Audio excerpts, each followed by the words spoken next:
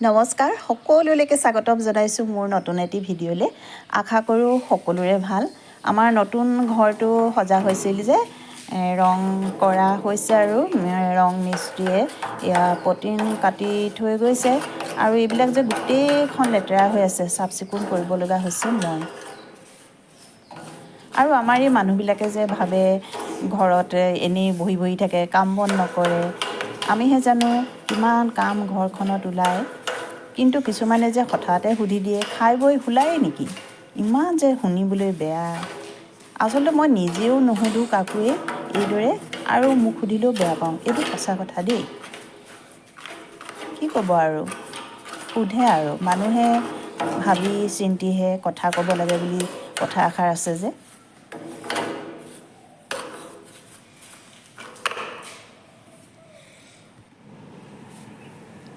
আকৌ মই আহিলোঁ কাপোৰকেইটা নিবলৈ। কাপোৰকেইটা শুকালেই, আৰু আজিকালি বতৰৰ যে কি অৱস্থা, পুতুককৈ বৰষুণ আহি যায়, ক'বই নোৱাৰি নহয়।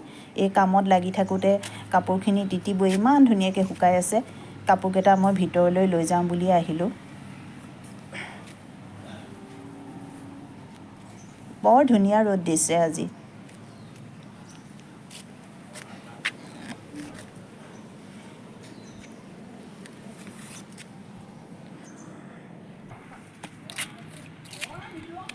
আমাৰ এয়া বিলাহী দিছে, কিমান ধুনীয়া হৈছে, লহপহকৈ বাঢ়িছে আৰু দেই। অৱশ্যে পানী মাজে মাজে দি থাকিবলগীয়া হয়। আকৌ মই এতিয়া পুনৰ কামত লাগিছোঁহি। কাম কৰি থাকিলে মোৰ ভিডিঅ' কৰি থাকিবলৈ মন নাযায়, তথাপিতো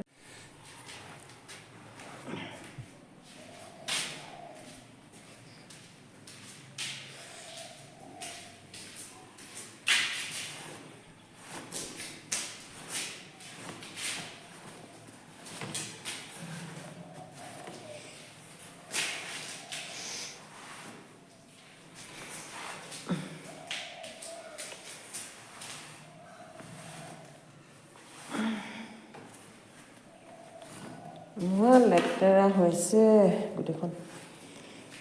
মই কিমান আপোনালোকক দেখাই থাকিম আৰু, নেদেখাওঁ দেই কি কি কৰিছোঁ।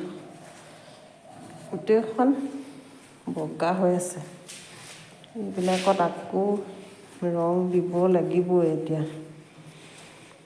কিমান যে কাম আৰু, চাফ চিকুণ কৰি দিছোঁ আৰু পৰা কামটো নিজে কৰি ল'ব লাগে, নহয় জানো? কৰিছোঁ আৰু এনেকৈ কাম কৰি থাকিলে স্বাস্থ্যৰ কাৰণেও ভাল। কাম কৰা মানুহ লগাই কৰাতকৈ নিজে কৰিলে ভাল আৰু। এইখন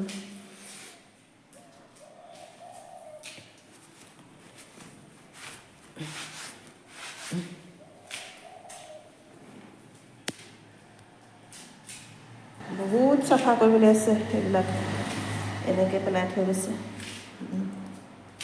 সাৰিবলৈ আছেই সেইখিনি।